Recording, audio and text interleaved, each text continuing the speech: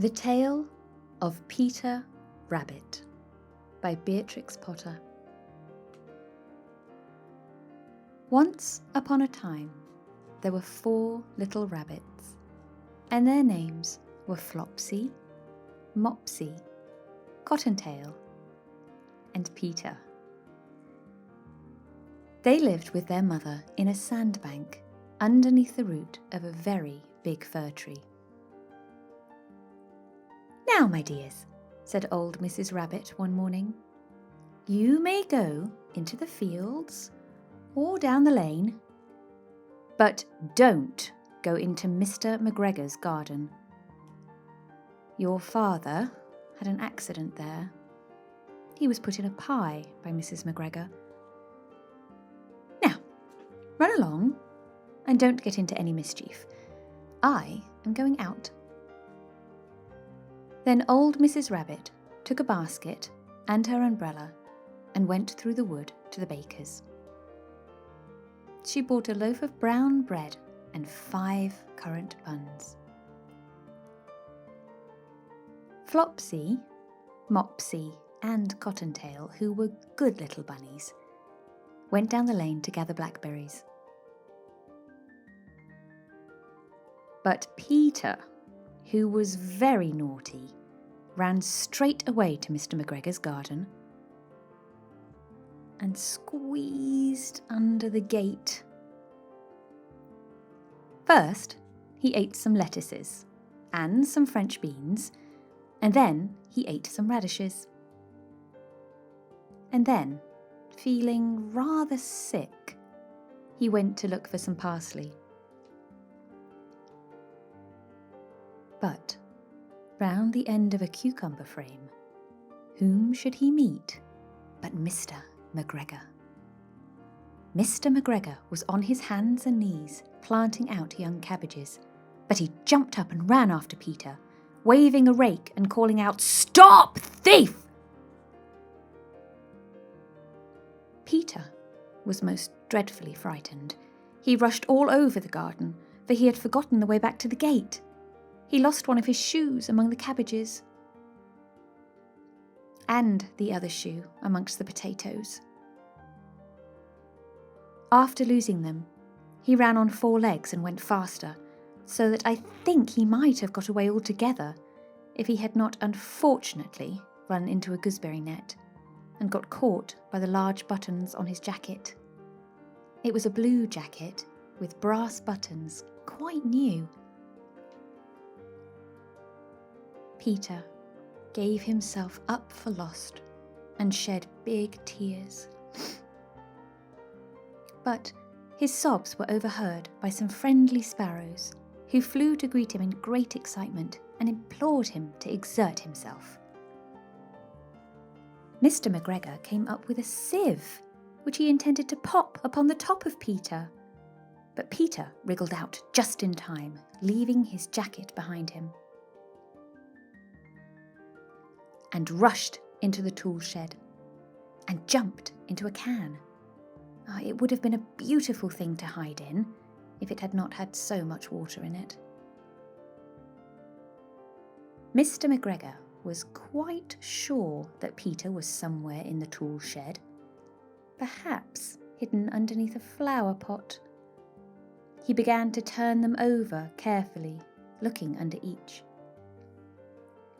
Presently, Peter sneezed. "Ka-tissue!" Mr. McGregor was after him in no time,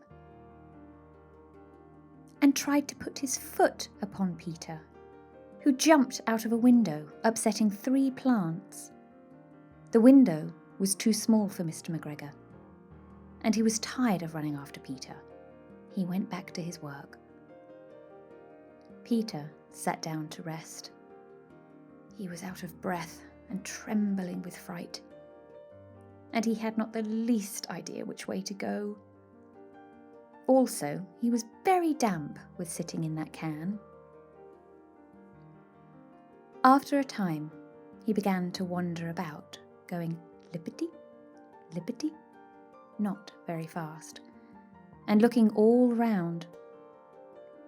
He found a door in a wall, but it was locked. and there was no room for a fat little rabbit to squeeze underneath. An old mouse was running in and out over the stone doorstep, carrying peas and beans to her family in the wood. Peter asked her the way to the gate, but she had such a large pea in her mouth that she could not answer. She only shook her head at him. Peter began to cry. Then he tried to find his way straight across the garden, but he became more and more puzzled. Presently, he came to a pond where Mr. McGregor filled his water cans. A white cat was staring at some goldfish. She sat very, very still, but now and then the tip of her tail twitched as if it were alive. Peter thought it best to go away without speaking to her. He had heard about cats from his cousin, little Benjamin Bunny. He went back towards the tool shed, but suddenly, quite close to him, he heard the noise of a hoe. Scratch, scratch, scratch, scratch, scratch, scratch. Peter scuttered underneath the bushes.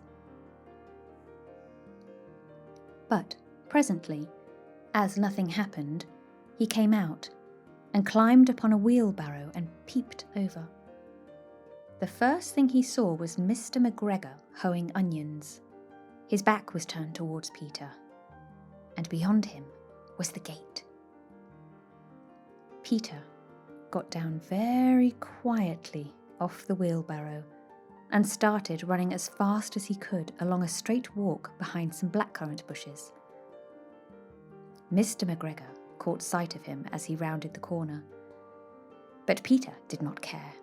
He slipped underneath the gate and was safe at last in the wood outside the garden. Mr. McGregor hung up the little jacket and the shoes for a scarecrow to frighten the blackbirds. Peter never stopped running or looked behind him till he got home to the big fir tree. He was so tired that he flopped down upon the nice, soft sand on the floor of the rabbit hole and shut his eyes. His mother was busy cooking. She wondered what he had done with his clothes. It was the second little jacket and pair of shoes that Peter had lost in a fortnight. I am sorry to say that Peter was not very well during the evening. His mother put him to bed and made some chamomile tea, and she gave a dose of it to Peter. 1 tablespoonful to be taken at bedtime. But Flopsy, Mopsy, and Cottontail had bread and milk and blackberries for supper.